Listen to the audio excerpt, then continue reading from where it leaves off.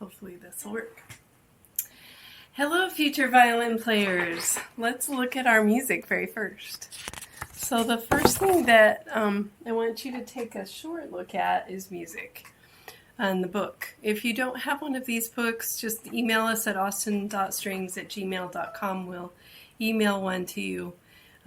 You can look at it on your iPad if you want to. If you click on these table of contents in each page, it'll take you to that page. But let's look at general knowledge. This is more for parents and adult beginners if you want to look at this. If you know all of these concepts on this page, you are in a good place to learn music, and you know about learning. Music is a skill. It is a learned skill. It's not something that you're born knowing how to do. So getting a music teacher and actually taking lessons is a good idea, because your music teacher will look at this page and say, wow, and say, I know everything on here, but you may look at this page and go, what is this foreign language? But your music teacher knows. Then let's look at page 3. So page 3 is going to introduce us to the violin staff. We play in the treble clef, which looks like this G, old-fashioned G, and it is a G clef. That little circle right there circles the G line. And then if you look at that, we have 5 lines that go horizontally. That's called the staff. Every time there are 4 of these little black notes with a stem, you have a vertical line, and that's called a measure line.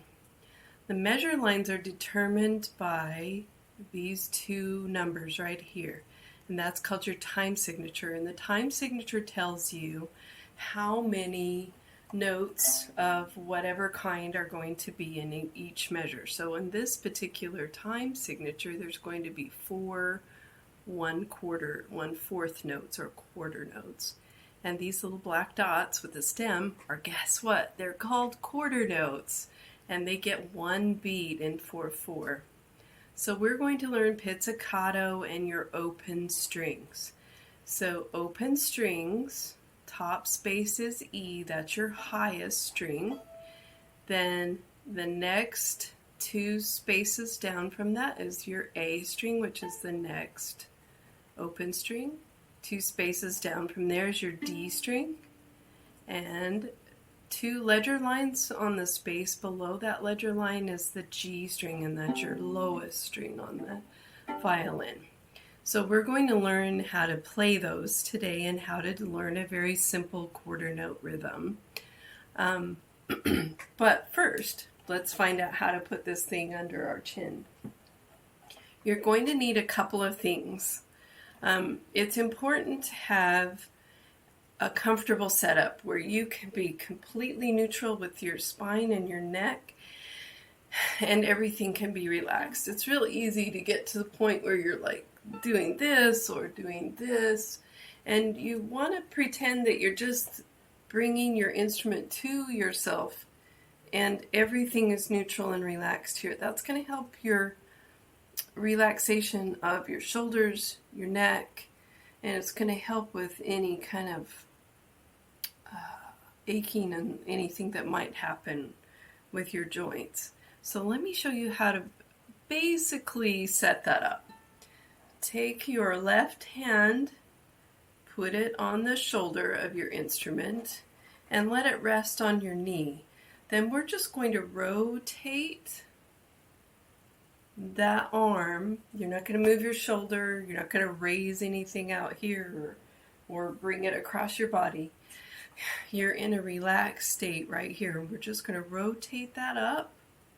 So this arm is still relaxed and down at your side. Then you're going to bring it to you. Set it on your shoulder. Set your shoulder rest on your shoulder. And then just take a slight little bite out with your chin. I've had all night a little bit of some uncomfortableness. You're going to want a shoulder rest. I use the Bond Music because you don't need to do that though. Everests are really good. Coons are nice as well. If you have a longer, I have kind of a long a space here that And I'll explain my instrument here in a minute, but you need something that will fill up that gap so that you're not having to crunch down or use muscles that you don't want to use. Let me see if I can get this to be comfortable tonight. Well, no, that's not good either. Anyway, I'm not going to mess around with this too much because I don't want to waste your time, but you're going to bring it, so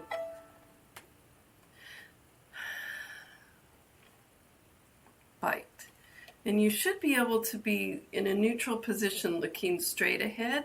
The instrument is in a neutral position. If your arm just came up, it will come up. You don't want it to be over here because you don't want to use these outside muscles, and you don't want it to be right in front of you because you don't want to be using the upper arm muscles.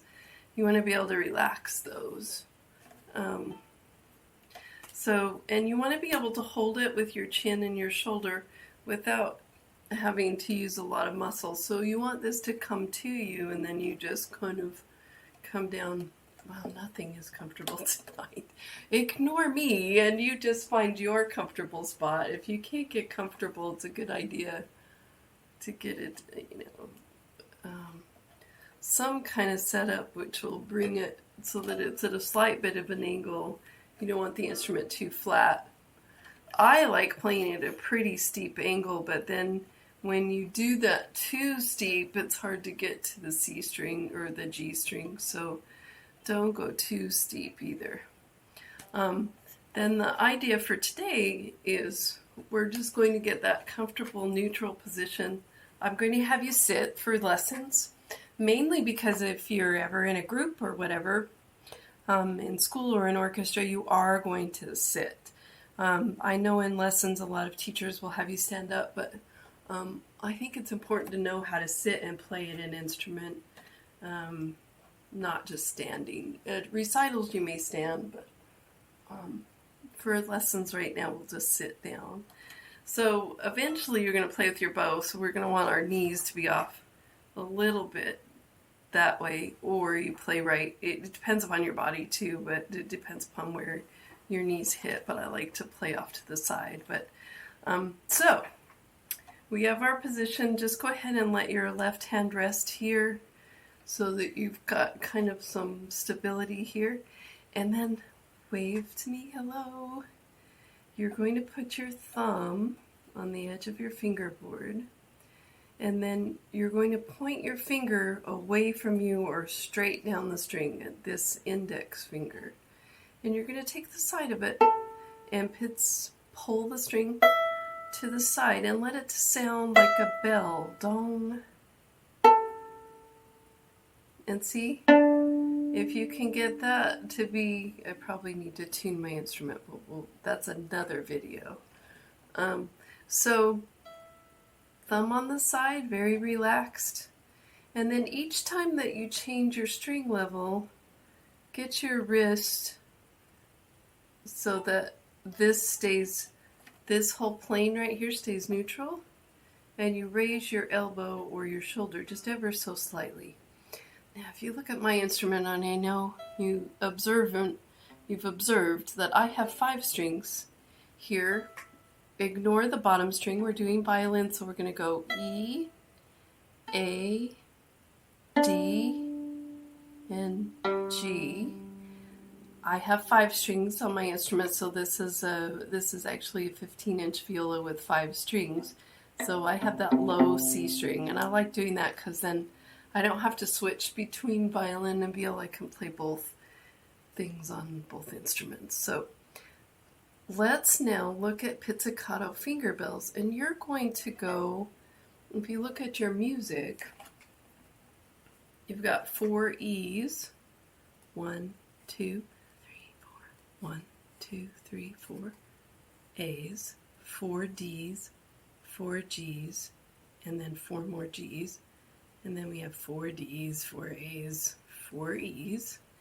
And that quarter note is going to be a particular click.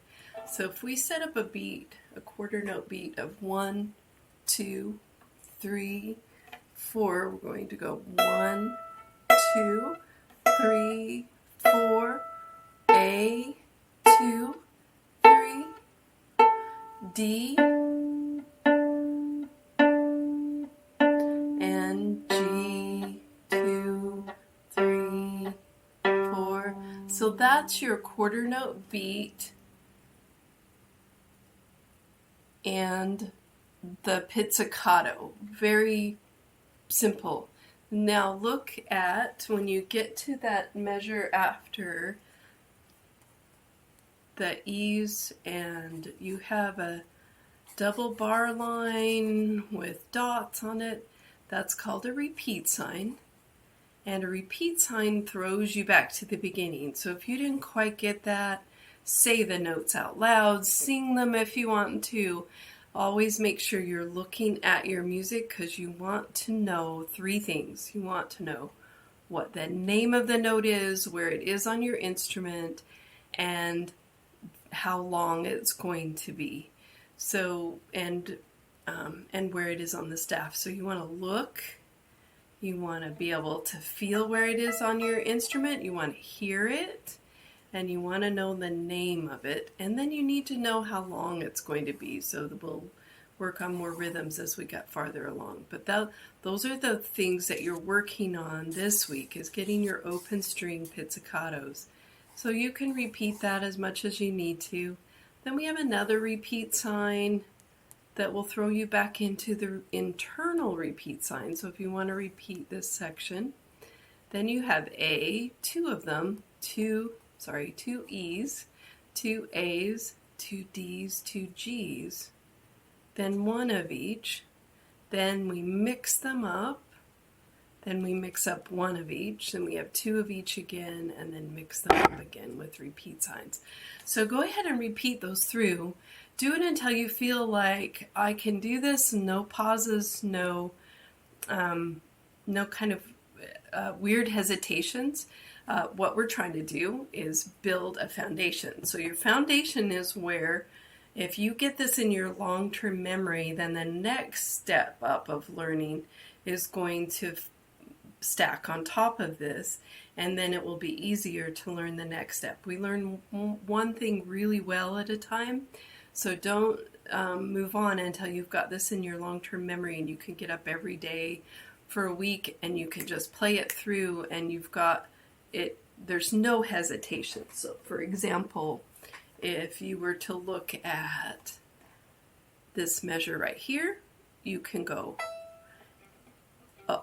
G, E, G, D, G, and there's no hesitation. It comes together immediately. So don't move on to the next page until you have that. And there's also going to be a done and dusted video, which is your performance video that will tell you if you're ready to move on, because if you could play it that way with me, then you know you're ready to move on. And good luck with your first week of violin.